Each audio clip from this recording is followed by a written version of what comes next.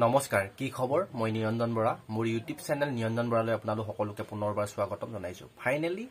RRB railway ফালৰ পৰা যি গ্ৰুপ ডি লেভেলৰ 33000 প্লাস ভ্যাকেন্সি আছিল ৰেলৱে গ্ৰুপ ডি ফালৰ পৰা কিছু দিনৰ আগতে অনলাইন এপ্লাই হৈছিল যত নেকি মই বহুখিনি ভিডিও বনাইছিলো আপোনালোকে নিশ্চয় যদি তাত এপ্লাই কৰিছিল তেন্তে ভাল খবৰ আপোনালোকৰ তেতিয়া মানে কি হয় ৰেলৱেত কোনো ধৰণৰ এক্সামৰ ডেট মেনশন কৰা নাছিল কেতিয়া মানে এক্সাম অনুষ্ঠিত হ'ব ফাইনালি এখন নটিচ পাইছো বৰ্তমান অফিচিয়ালি ৰেলৱে আৰআৰবি অফিচিয়েল ওয়েবসাইটত বৰ্তমানলৈ অহা নাই কিন্তু এখন নটিচ পাইছো হেইমতে এক্সামটো অনুষ্ঠিত হ'ব এটা আন্তাজা আমি লগাই আছো তাৰ আপোনালোকৰ নটিচখন আহিছে নটিচখনৰ মতে কেতিয়াৰ পৰা ষ্টাৰ্ট হ'ব আৰু এডমিট কাৰ্ড কেতিয়া আহিব আৰু আপোনালোকৰ এডমিট স্ট্যাটাস কেতিয়া চাব ফুল ডিটেইলছত জানিব পাৰিব ভিডিওটো শেষলৈকে চাব আৰু এতিয়াও যদি চেনেলটো সাবস্ক্ৰাইব কৰা নাই তেন্তে এতিয়া চেনেলটো সাবস্ক্ৰাইব কৰি বেলটো আৰু আইকনটো প্ৰেছ কৰি অল কৰি থৈ দিয়ক কিয়নো মই যিকোনো যিকোনো আপডেট খুব সোনকালে দিবলৈ চেষ্টা কৰোঁ আপোনালোকে যদি আগন্তুক দিনত চৰকাৰী চাকৰি এটা লওঁ বুলি সপোন দেখি আছে তেন্তে আপুনি ভিডিওখিনি যদি কন্টিনিউ চাই গৈ থাকে এটাও ভ্যাকেন্সি মিছ কৰিবলগীয়া নহয় আপোনাৰ সপোনটো দিঠক কৰিব পাৰিব আহক এতিয়া আমি ভিডিওটো আৰম্ভ কৰোঁ আৰু সকলো লগৰ বন্ধু বান্ধৱী দাদা বাইদেউ যিমান আছে সকলোলৈকে ভিডিওটো শ্বেয়াৰ কৰি দিব যেটো আৰআৰবি ৰেলৱে গ্ৰুপ ডিত প্ৰায় 39 বছৰলৈকে জেনেৰেল ক্যান্ডিডেটে এপ্লাই কৰিব পাৰিছিল এসসি এসটি 5 বছৰ আৰু ওবিসি 3 বছৰ প্লাস পিডব্লিউডি 10 বছৰ পৰ্যন্ত মানে মিনিমাম 45 টু 50 ইয়াৰ্ছলৈকে আপুনি এইখিনি বস্তুত এপ্লাই কৰিব পাৰিছিল 18 বছৰ এই কাৰণে বহুখিনি বয়সস্থ মানুহ এপ্লাই কৰি দিছিল তেওঁলোকলৈ ভিডিওটো শ্বেয়াৰ কৰি দিব আৰু যি সকলে গ্ৰেড 3 গ্ৰেড 4 এক্সাম বেয়া হ'ল তাৰ পিছত আসাম পুলিচৰ কাট অফ কিমান হাই লেভেলত গুচি গ'ল দেখিছে তাত আপোনালোকে নাপালে এই পৰীক্ষা দিবলৈ নাপালে আৰু তাৰ পিছত আৰু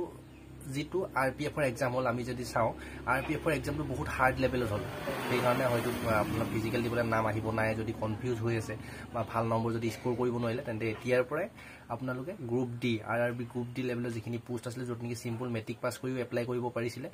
আইটিআই কৰিও এপ্লাই কৰিব পাৰিছিল বা আপোনালোকে মেট্ৰিক হাই সেকেন্ডাৰী পাস কৰি এপ্লাই কৰিব পাৰিছিল আৰু লগতে এপেন্ডিক্স 60 টকা সৰি হাই সেকেন্ডাৰী কোনো পোষ্ট এডুকেশন কোৱালিফিকেশন নাছিলে যি সকলে এপেন্ডিক্স 60 আছিল তেওঁলোকৰ কাৰণে এক্সট্ৰাকে পোষ্ট আছিল আপোনালোকে যদি এপ্লাই কৰি থৈছিল ভালদৰে এতিয়া প্ৰিপাৰেচন আৰম্ভ কৰক যত নেকি আমাৰ এক্সামটো অসমীয়া ভাষাত দিব পাৰিব আমাৰ নিজৰ ল্যাঙ্গুৱেজত আৰু আপুনি যেটো সিলেবাস আছে সিলেবাসটো মেইনটেইন কৰি আপুনি এতিয়াৰ পৰা যদি প্ৰিপাৰেচনটো আৰম্ভ কৰে তেন্তে আৰামছে গ্ৰুপ ডি এক্সামটো ক্লিয়াৰ কৰিব পাৰিব যত নেকি আমাৰ অসমৰ কাৰণে Guwahati railway NF north east front railway 2048 fresh candidate direct matric pass কৰি এপ্লাই কৰিব পৰা বা ডাইৰেক্ট আইটিআই কৰি কৰিব পৰা বা নাইবা ডাইৰেক্ট এপেন্ডিক্স 60 কৰিব পৰা পোষ্ট আছিল 2048 টা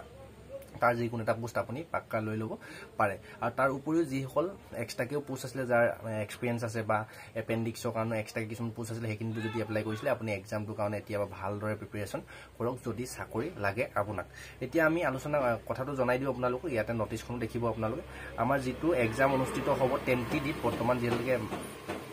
দুই এদিন ইফালে হ'বও পাৰে মই যিমানটো পাইছো হেতু জনাইছো আপোনালোক এক্সামটো অনুষ্ঠিত হ'ব 12 জুনৰ পৰা ইয়াতে নটিচখন দেখিব 12 জুনৰ পৰা ষ্টাৰ্ট হ'ব আৰু 5 আগষ্ট 2025 লৈকে জুন জুলাই আগষ্ট মানে 3 মাহ ক্ৰস কৰি লৈছে আপোনালোক মিনিমাম 2 মাহ চলিব 12 জুন যেটো ইফালে 12 দিন গুচি গ'ল 2 মাহ কন্টিনিউ চলিব বহুত যেটো লাখ লাখ ক্যান্ডিডেট এপ্লাই কৰিছে কাৰণ অলপ দীঘলীয়াকৈ চলিব এক্সামটো আপোনালোক 12 জুনৰ পৰা 5 আগষ্টলৈকে এক্সামটো চলি থাকিব আৰু ইয়াৰ যেটো এডমিট কাৰ্ড আহিব 12 জুনৰ আপোনাৰ 10 দিনৰ আগত যেটো এডমিটৰ এপ্লিকেশন ষ্টেটাস আছে এডমিট কাৰ্ডটো মানে চাব পাৰিব কোড পৰিছে আপোনাৰ চেন্টাৰটো কিমান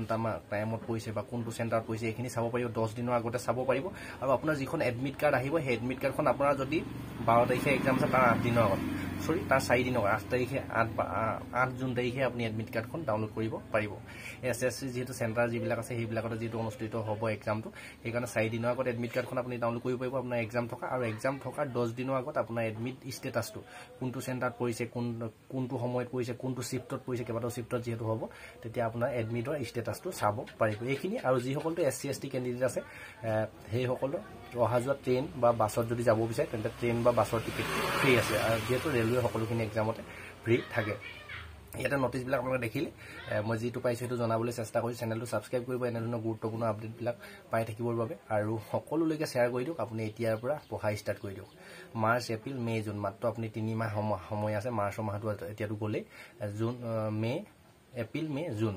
এপ্ৰিল মে 2 মাহ বুলি ধৰি থওক 2 মাহক আপুনি ভালদৰে যদি প্ৰিপাৰেচন কৰে আপুনি ধুনিয়াকৈ গ্ৰুপ ডি এক্সামটো ক্লিয়াৰ কৰিব পাৰিব আৰু লগতে আপোনাৰ সপোনটো দিঠক হ'ব আৰু গ্ৰুপ ডি ৰেলৱে চাকৰিটো কিমান ভাল গম পায় ধুনিয়াকৈ একদম ভাল এটা ফেচিলিটি চাকৰি কৰিব পাৰিব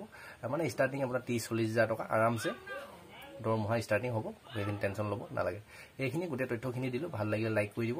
চেনেলটো ছাবস্ক্ৰাইব কৰিব ডেছক্ৰিপশ্যনতে হোৱাটছআপ গ্ৰুপৰ লিংক আছে তাতো জইন হৈ ল'ব পাৰে তাৰপৰা টেলিগ্ৰাম চেনেলৰ লিংক আছে টেলিগ্ৰাম চেনেলটো ছাবস্ক্ৰাইব কৰি ল'ব আৰু ইনষ্টা আইডি নিৰঞ্জন বা দি থৈছোঁ ইনষ্টা আইডিটো ফ'ল' কৰি ৰাখিব আজি ভিডিঅ'টোৰ পৰা ইমানতে বিদায় লৈছোঁ ঘৰখন পৰিয়ালটো সমাজখন তথা দেশখনৰ উন্নতি হকে প্ৰতিটো ক্ষেত্ৰতে কাম কৰি যাওক আপোনালোকৰ লক্ষ্য উদ্দেশ্য সোনকালে পূৰণ হওক তাৰে কাৰণে ভগৱানৰ ওচৰত প্ৰাৰ্থনা জনাইছোঁ